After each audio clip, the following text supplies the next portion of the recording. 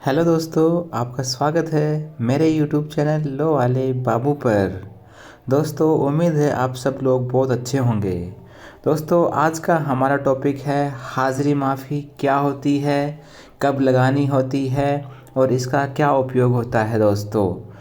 तो दोस्तों, वीडियो में अंत तक बने रहिएगा, बहुत इंटरेस्टिंग वीडियो है, आपको अच्छा नॉलेज मिलेगा, तो प्लीज़ अंत तक बने रहें।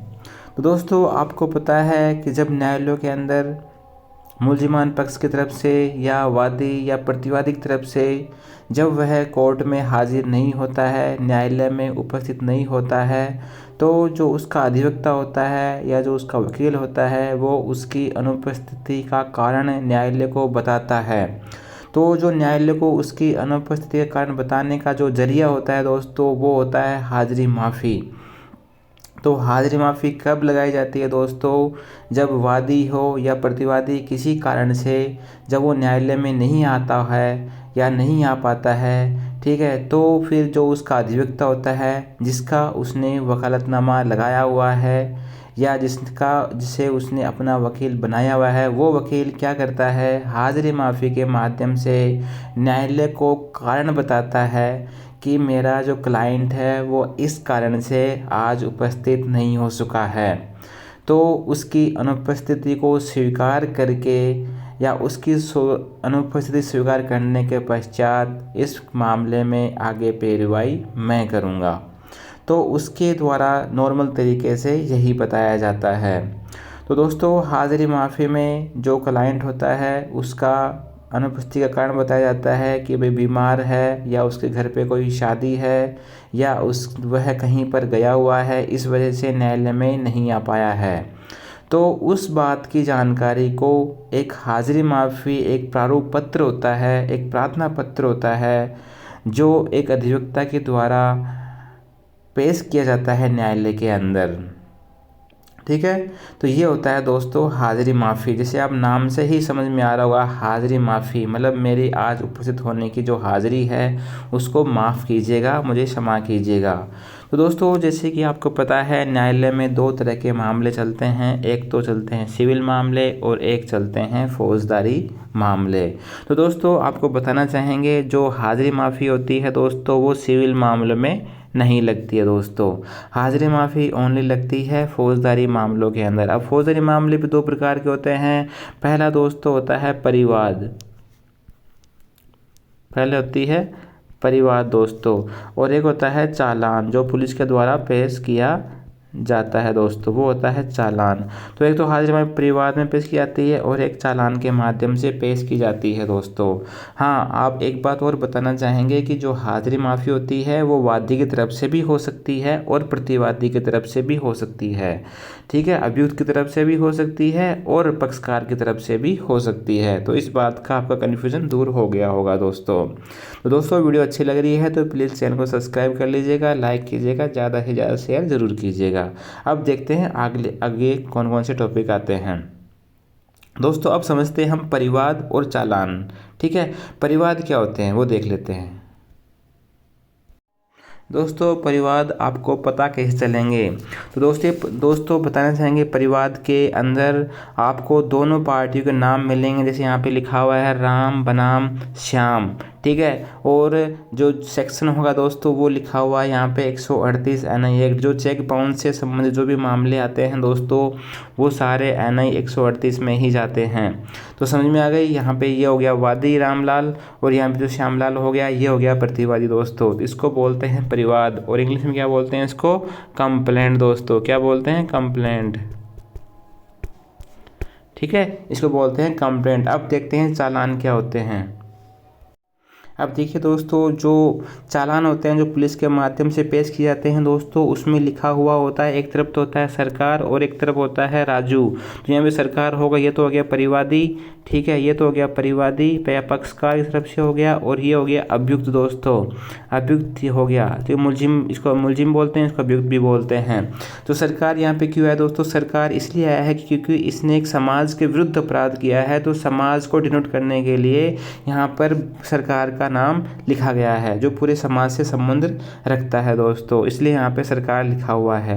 ठीक है। जो सेक्शन दे रखे हैं 341, 323, 300 ये धाराएं हैं। इन धाराओं में पुलिस ने इस राजू के खिलाफ अपना चालान पेश किया है जो न्यायालय में चल रहा है दोस्तों। तो इसका उन्वान का नाम किया जाएगा सरकार बनाम राजू का। ठीक है, समझ में आ गया। तो जो हाजिरी माफ़ी इस चालान में पेश होगी दोस्तों, वो सरकार की तरफ से भी हो सकती है और राजू की तरफ से भी हो सकती है। ठीक है, सरकार की तरफ से कौन होगा? जो पक्षकार हो जिसने कंप्लेंट दर्ज कराई है उसका सरकार की तरफ से उसमें उसकी हाजिरी माफ़ी पेश हो जाएगी न्यायालय के अंदर दोस्तों। ठीक है। अब दोस्तों अब बात करते हैं कि जो हाजिरी माफ़ी कौन लगा सकता है दोस्तों। तो सबसे पहले हम देखेंगे दोस्तों, जिस वकील का यहाँ पर फाइल के अंदर या पत्रावली में वकालतनामा लगाया गया है, ठीक है, तो वह वकील यहाँ पे हाजिरी माफ़ी लगा सकता है। फिर दूसरी बात लिखी हुई दोस्तों सनद क्या होती है?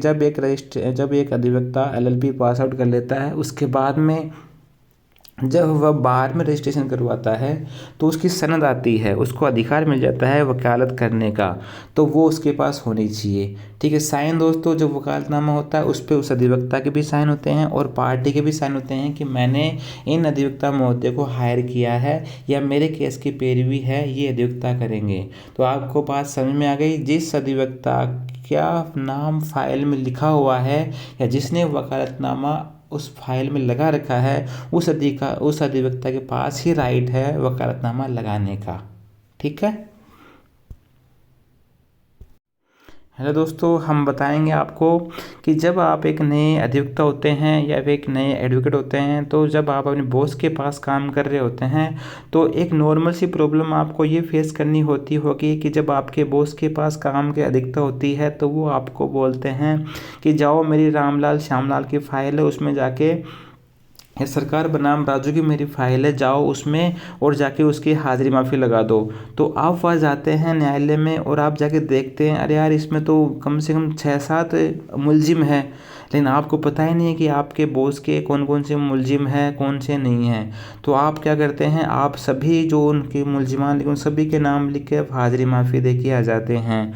उससे क्या होता है, उससे जो उनका जो दूसरी पार्टी होता है उनका जो एडवोकेट होता है और आपके बॉस में झड़प हो जाती है कि भाई तुमने मेरी हाजिरी माफ़ी क्यों लगाई है। तो फिर उससे आपके जो बॉस हैं वो आपसे बहुत ही गुस्सा करते हैं, नाराज़ होते हैं दोस्तों। तो इस समस्या का समाधान कैसे करेंगे, आइए हम उस पर चर्चा कर लेते हैं।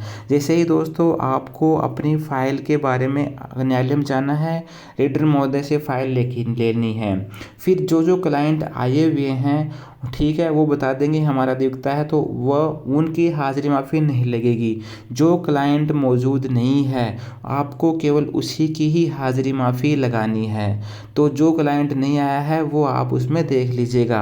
हाँ, और जो आपका वकालतनामा होता है दोस्तों, उस वकालतनामे में भी लिखा रहता है कि ये जो अधिवक्ता है ये इन मुलजिमान पक्ष का की ओर से पैरवी करेंगे। तो आप वहाँ पर भी उन मुलजिमान पक्ष के नाम देख सकते हैं।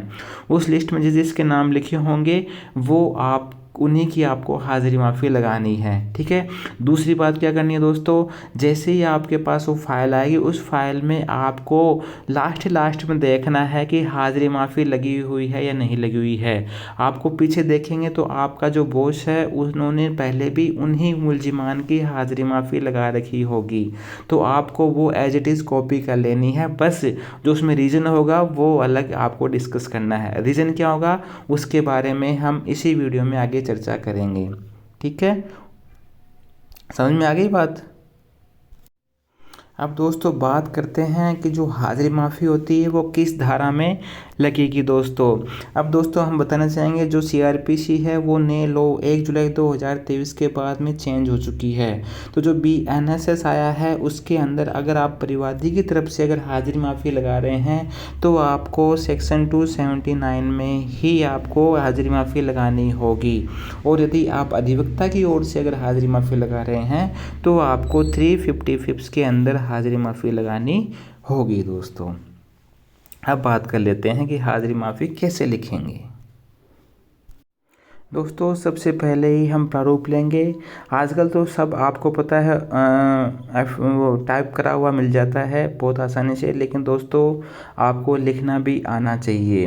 कई बार उसमें परेशानी हो जाती है, उसमें आप और कोई रीज़न देना चाहते हैं और उसमें कुछ अलग ही रीज़न लिखा होता है। जैसे आपके क्लाइंट ने आपको बोला कि सलमान जी मेरी तबीयत ख़राब हो रही है, लेकिन जब आप उसमें पढ़ते नहीं हो उसको और टाइप शुदा को ही आप लिख के नाम बता लिख के देते हैं, तो उसमें लिखा होता है कि मेरे पिताजी की डेथ होने के कारण मैं नहीं आ सकता। तो वहाँ पे दिक्कत हो जाती है, आपकी छवि न्यायाधीश के सामने ख़राब हो जाती है। तो आइए आज हम सीखते हैं कैसे लिखते हैं हाजिरी माफ़ी। तो दोस्तों सबसे पहले ऊपर आ जाएगा सेवा में, फिर यहाँ पे जो उसके नीचे आ जाएगा कोर्ट का नाम, कौन सी कोर्ट है, उन्वान आ जाएगा, क्या उन्वान है, सरकार बनाम राजूलाल है, सरकार बनाम मोहनलाल है, सरकार बनाम कमलेश है, वो आ जाएगा। मुकदमा संख्या क्या होगी दोस्तों, मुकदमा संख्या आपके बॉस की जो डायरी उसमें लिखी होगी, नहीं लिखी होगी तो जब आप रीडर महोदय के पास से फाइल लेंगे हाजिरी माफ़ी लगाने के लिए, तो उस पे को आपको कोर्ट का नाम भी मिल जाएगा, उन्वान का नाम भी मिल जाएगा और मुकदमा संख्या भी मिल जाएगी। और जो जो सेक्शंस में आप मुकदमा लगाना चाहते हैं वो भी सेक्शन भी आपको उसमें मिल जाएंगे। तो नॉर्मल एप्लीकेशन होता है दोस्तों, ज़्यादा कोई बड़ी बात नहीं होती है। प्रार्थना पत्र हो गया, फिर यहाँ पे आ जाएगा महोदय, फिर देखते हैं यहाँ पे नम्र निवेदन है कि उपरोक्त विषय के अंतर्गत, ठीक है। ये लिखने के बाद आगे देखते हैं और क्या लिखना है आपको, ठीक है दोस्तों। फिर इसमें अपन को क्या लिखना है यहाँ पे दोस्तों, जो भी आपका रीजन है, जो भी कोज है आपका, वो आपके दोस्तों यहाँ पे पॉइंट वाइज लिखना है कि मेरी ये दिक्कत हो गई, ये से 2-3 पॉइंट बना के फिर लिखनी है। और लास्ट में क्या लिखेंगे दोस्तों कि नम्र निवेदन है कि दोस्तों हाजिरी माफ़ी स्वीकार करने की कृपा करें, ठीक है। इसे लिखने के बाद आपको नीचे यहाँ पे प्रार्थी लिखना है, प्रार्थी के लिखने के बाद यहाँ पे आप उनके साइन करवाने हैं, फिर यहाँ पे उनका नाम एड्रेस लिखना है दोस्तों, फिर उसके साइन आपको अभियोक्ता के भी साइन हो जाएंगे दोस्तों, फिर आपको न्यायालय में दे देनी है दोस्तों। अब दोस्तों इसमें एक सावधानी भी रखनी पड़ती है आपको, वो सावधानी क्या है आइए चर्चा कर लेते हैं। दोस्तों मैं आपको एक सावधानी बताना चाहूँगा कि ये सावधानी का हमेशा ध्यान रखिए दोस्तों। बहुत से अधिवक्ता हैं जो मेरे साथ में काम करते हैं, वो भी इस परेशानी में फंस चुके हैं। मैं नहीं चाहता कि आप भी परेशानी का सामना करना पड़े। दोस्तों कई बार क्या होता है कि आपका क्लाइंट घर पे रहता है और आपको कुछ भी झूठ बोल देता है। तो मान लीजिए आपका क्लाइंट पैरवी पे नहीं आ रहा, ठीक है, और जो आपकी फ़ाइल है वो आरोप पत्र में चल रही है या फिर निर्णय में है या बयान मुलजिम के अंदर है और आपका मुलजिम आ नहीं रहा, तो फिर न्यायालय क्या करता है 2-3 बार तो इग्नोर कर देता है, लेकिन तीसरी या चौथी बार क्या होता है कि जब आप उसको बोलते हैं कि भैया जो मेरा क्लाइंट है वह कोई शादी में या फिर उसकी बच्ची की शादी है या फिर उसके घर में ही शादी है, ठीक है, वो आपको जो क्लाइंट है झूठ बोल देता है और आप उसको लिख के पेश कर देते हैं। तो जब न्यायाधीश महोदय क्या करते हैं फिर आपको बोलते हैं कि ठीक है शादी है, तुम्हारी जो जमा हाजिरी माफ़ी है वो एक्सेप्ट करी मैंने, लेकिन अगली बार जब तुम पैसे पे आओगे तो तुम शादी का कार्ड लेके आओगे, ठीक है, शादी का कार्ड लेके आना। तो जब आप कार्ड लेके नहीं जाते हैं तो आपकी छवि वहाँ पे ख़राब हो जाती है दोस्तों। एक तो कारण ये हो गया कि आप झूठ बोले लेकिन सफाई से, आपका झूठ पकड़ में नहीं आना चाहिए। दूसरा झूठ अपन क्या बोलते हैं वो भी देख लेते हैं। दूसरा झूठ दोस्तों ये बोला जाता है कि भाई मेरे चाचा की डेथ हो गई, या मेरे काका की डेथ हो गई, या मेरी दादी की डेथ हो गई, उस वजह से जो मुलजिम है वो पेश नहीं हो पाया या उस वजह से वो नहीं आ पाया।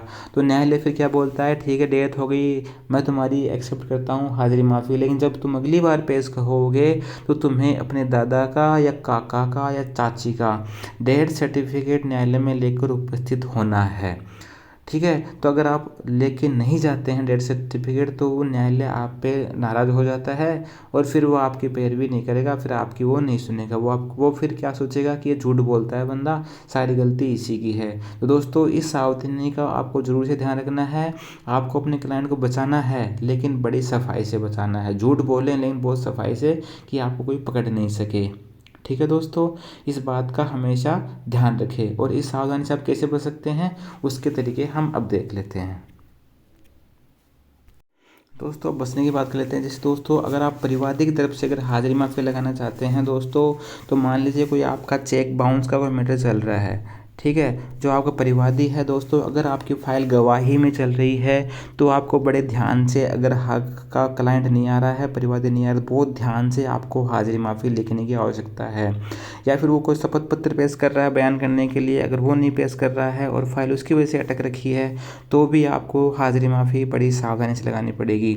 या फिर उसकी जो जिरह है वो जिरह बच रही है तो उसके अंदर भी अगर वो नहीं आ रहा है दोस्तों, उसकी वजह से भी अगर फाइल पेंडिंग पड़ी हुई है तो भी आपको जो हाजिरी माफ़ी है वो सोच समझ कर लगानी चाहिए दोस्तों। ठीक है। तो इन मैटर पे अगर आपकी फ़ाइल चल रही है, इस प्रोसेस में चल रही है, तो आपको कभी भी गलती से भूल चूक से भी हाजिरी माफ़ी नहीं लगानी है, एक या दो बार से ज़्यादा, क्योंकि न्यायालय ध्यान रखता है हर फाइल का। अगर आप मान लीजिए तीसरे या चौथी पेशी को उपस्थित नहीं होते हैं बोलने के बावजूद भी, तो फिर न्यायालय क्या करता है, आपकी गवाही को, आपके जरिए को बंद करके एक्स पार्टी फैसला करने की कोशिश करते हैं। ठीक है। फिर उसके बाद आप कुछ नहीं कर पाते हैं। जब तक चेक बाउंस की फ़ाइल में अगर परिवादिक बयान नहीं होंगे तो आपका कोई पक्ष नहीं होगा दोस्तों, आप 100% से हार ही जाओगे। इसलिए इनका हमेशा ध्यान रखना। अब बात कर लेते हैं दोस्तों अभियुक्त की ओर से। दोस्तों अगर अब आप अभियुक्त की तरफ से पैरवी करते हैं तो दोस्तों जब आपका आरोप पेश होने वाला होता है, जब भी आपको हाजिरी माफ़ी बहुत सोच समझ लगानी होती है, क्योंकि इसकी वजह से आपकी फ़ाइल अटकी पड़ी होती है। फिर दूसरी बात आती है दोस्तों बयान मुलजिम। अगर बयान मुलजिम में आपकी फ़ाइल चल रही है और आपका मुलजिम नहीं आ रहा बयान कराने के लिए, तो भी आपको एक या दो पेशी से ज़्यादा हाजिरी माफ़ी नहीं लगानी चाहिए दोस्तों। ठीक है। और एक होता है निर्णय दोस्तों। अगर आपकी फ़ाइल निर्णय के अंदर चल रही है तो भी आपकी क्लाइंट है वो अभियुक्त नहीं आ रहा है, तो उसको एक या दो पैसे के बाद में आपको डेफिनेट रूप से बुला ही लेना है। ठीक है। और दोस्तों ये आप कैसे पता करेंगे कि आपकी जो पत्रावली है वो बयान मुलजिम में है कि या फिर निर्णय के अंदर है या आरोप सारांश के अंदर है, तो दोस्तों पता कैसे करेंगे दोस्तों, उसके लिए आपको क्या करनी पड़ेगी, आपके जो बॉस हैं उन बॉस के पास जो आपकी पत्रावली पड़ी है, आपकी जो फाइल रखी है, उस फाइल में दोस्तों आपको डेली ऑर्डर शीट लिखनी है। ठीक है। अब आप कहेंगे हमारे बॉस तो लिखते नहीं है। अरे दोस्तों बॉस को सब कुछ पता है, आपको थोड़ी पता है। आप काम सीखने के लिए गए हो तो आप काम तो करो, वहाँ पे काम करोगे ना फिर कैसे सीखोगे। इससे अच्छा है कि आपको हर फाइल की ऑर्डर शीट अपने हाथ से लिखनी है, जिसमें आपको फाइल की कौन सी स्टेज चल रही है, किस क्या आगामी तारीख है, कौन से सेक्शन है, वो सब पता चलते रहेंगे और आपके दिमाग में फ़ोटो सो सेट हो जाएगी दोस्तों। ठीक है। अब बात कर लेते हैं दोस्तों कुछ टिप्स की। दोस्तों टिप्स नंबर 1, टाइमिंग। दोस्तों टाइमिंग सबसे इम्पोर्टेंट चीज़ है कि हाजिरी माफ़ी कब लगानी चाहिए और कितने बजे लगानी चाहिए।